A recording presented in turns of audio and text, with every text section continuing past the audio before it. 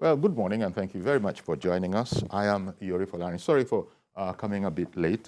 Well, we're hearing that President Bola Ahmed Tinubu is scheduled to meet with the governor in Ogun State. More on that later, as soon as we know a bit more on this. But in the meantime, our guest is Honorable S.M. Eyibo. He is a former member of the National Assembly, in fact, former spokesman, and he represented Eket Federal Constituency of Akwa State. A fine morning to you, Honorable. My brother, Barakato Salah, and I'm glad to be with you in a day like this. Thank you very much. Thank you very much for being there. It's a new administration, and we're continually looking at, ways in which this is important to all of us, and especially the National Assembly is going to be a key part of all of that. Now, the legislative agenda for the National Assembly is, we wanted to take your perspective on it. You've been in there and see what your idea is on the role that this National Assembly, headed up, where he's the chairman of the National Assembly by Senate President Akpabio, what you expect from it in terms of syncing with the party programs, the party, philosophy of your joint party. Well, thank you very much for the question. And I want to believe that you know as well as I do that the success of the current 10th National Assembly is going to be predicated on the leadership recruitment process. And the leadership has been properly recruited. It has been the process of the recruitment was very transparent, it was very credible, and of course, inclusive.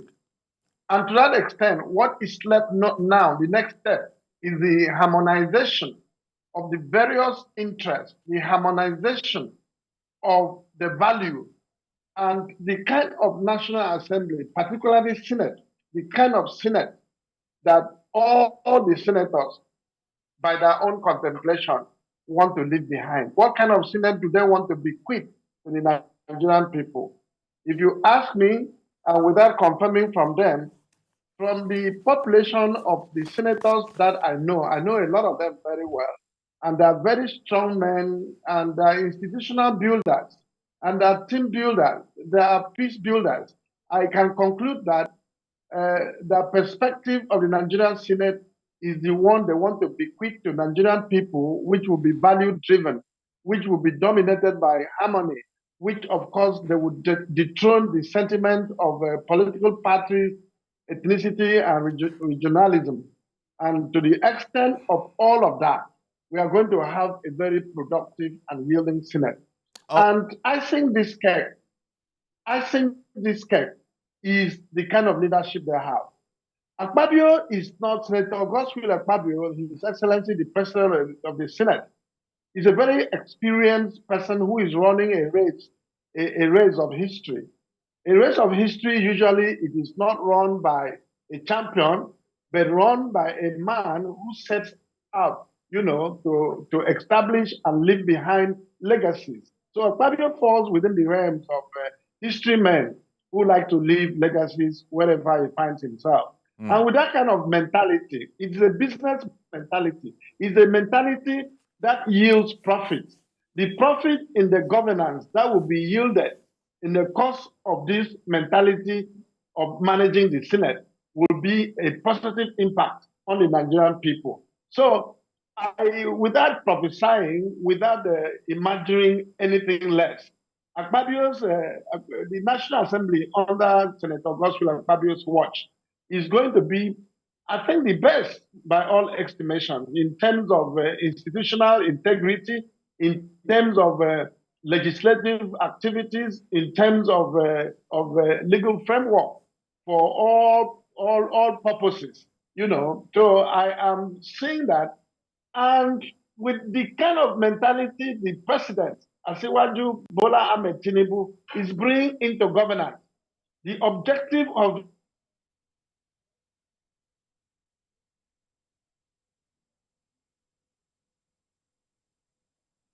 Well, as you know, it does that from time to time. So sorry about that. There you go. It's opened up again. Of democracy. Are you hearing me now? Yeah, yes, now. Are you hearing me? Yes, we're good now. We're good. We're good. He has said his tenure, the president has said his tenure is going to witness peace.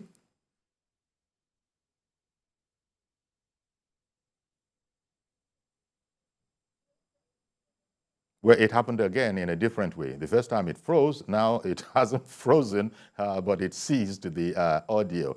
However, if you're just joining us this second, our guest is Honorable Eseme Eyibo.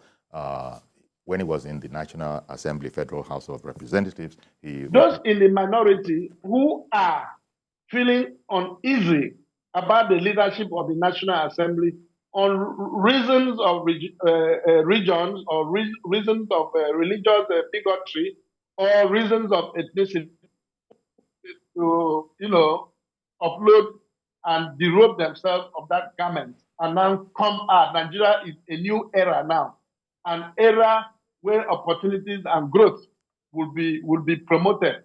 And honestly, that is what the Nigerian people are looking for and expected.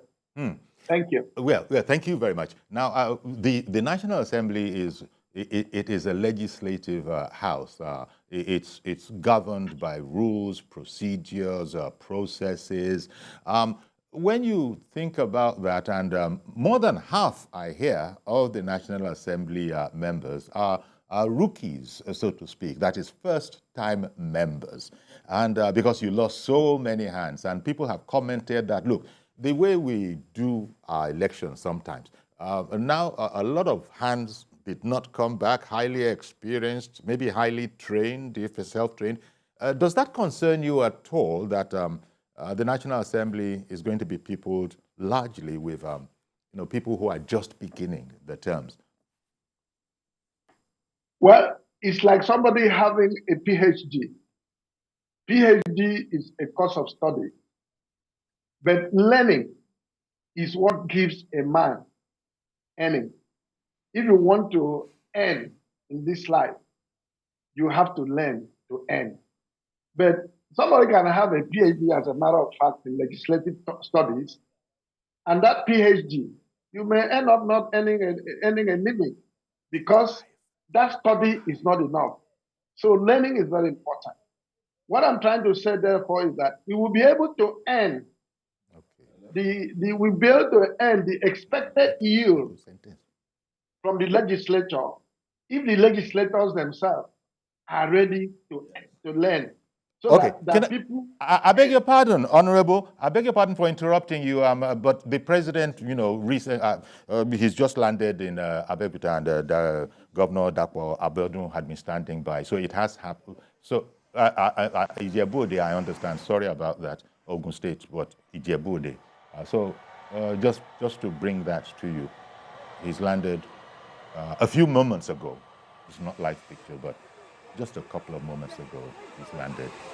Just to bring that into perspective. Keep a distance. Maintain a distance.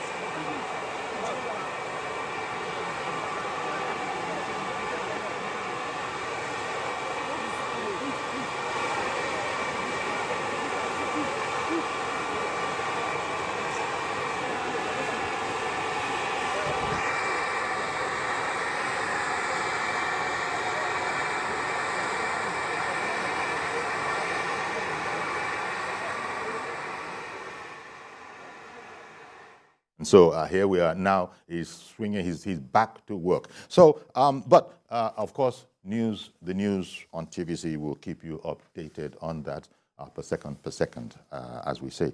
So, Honorable Eseme Eyibo, there we're back here now. The president has just landed in Ogun State in Ijebu-Ode. You saw the pictures. We had to make note of that. So, please go ahead. You were explaining, or give me your impressions on studies, and you get better when you study a thing and all of that. We need not bother ourselves about what actually went wrong, whether the recruitment process was faulty or whether political sentiment expressed.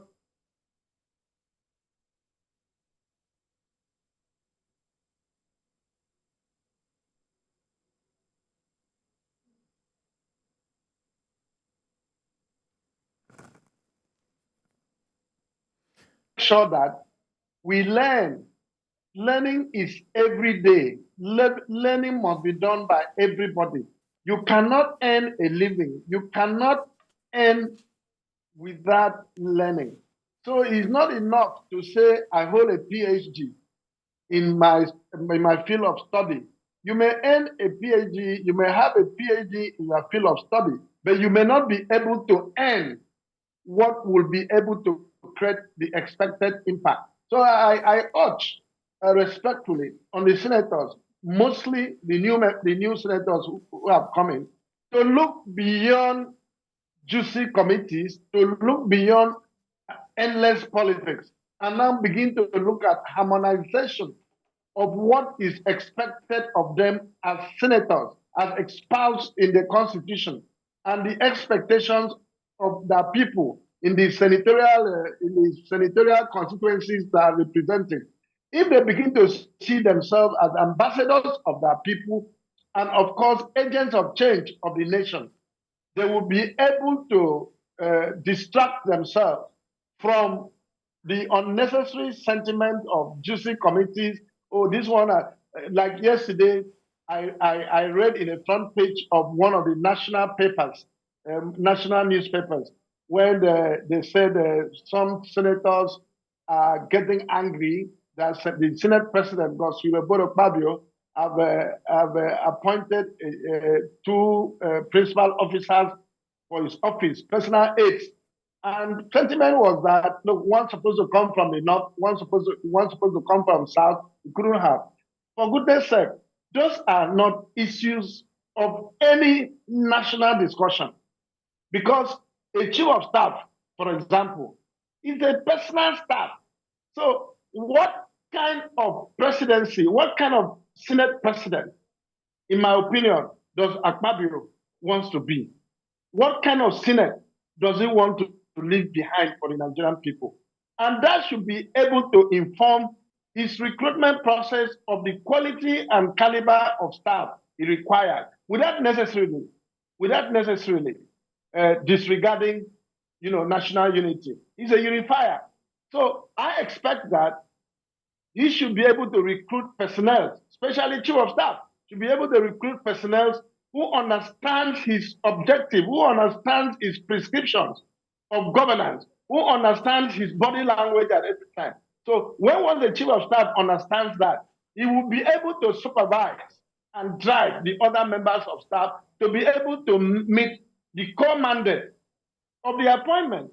So it is very rational and it's very, very diminishing for somebody to now begin to talk about the issue appointing a chief of staff and deputy chief of staff that it will have reflected federal character. That is absolutely wrong. Indeed. In the House of Representatives, I want to give you an example. Sure. The Speaker has recently consulted all his staff and aides, and of course, 80%, if not more, of those appointments are coming from one section of the country, and one faith or the other. Then people are not complaining because these are his personal aides. So it is strange that Senator Godswill Akpabio, the Senate President, has just appointed only 2 persons. And this kind of sentiment is gaining this level of distractions. I am appealing to those who are promoting such pervasiveness to please begin to look at the issue of governance as being prime and more important to the people of this country than politics. Politics has ended. The vehicle of the value-driven, the special purpose vehicle for governance has just commenced. The president has hit the ground running. We need the legislature that will be able to complement the efforts of the presidency so that the Nigerian people will now be able to benefit from the symphony of the economic orchestra, which, of course, the current federal government is going to play for Nigerian people. I'm very happy that you went to this particular area of it, because it is a fact that sometimes we are obsessed by these matters that you've spoken about. Whereas they are important, there is a sense, however, in which you've expressed it excellently, where it begins to be counterproductive It's not that it's not important. And destructive. And destructive. And distracting, exactly. So this is where the Nigerian people are going to be looking up to the National Assembly as their representatives, their ambassadors, as you said, both the senators and the reps people, because Nigeria is in for some times. In this time, the president has said that, look, the challenges are indeed bearable. Nobody is saying it's going to be a walk in the park, but the people will expect that they're going to have the National Assembly on their side in the sense that it's all, even the presidency is working for the Nigerian people. So they will expect the National Assembly to do no less so. So how do you think that is going to be handled? Because look, we have the fuel price crisis. It's not seen as a crisis by the executive because they've dealt with it, but we are now dealing with it. That is, the ordinary people are now dealing with it. They say that there are other issues. I think there's the whole matter of the tariff. There are all these issues that will bring temporary hardships on the people. And so the people, what do you think the disposition of the National Assembly is going to be?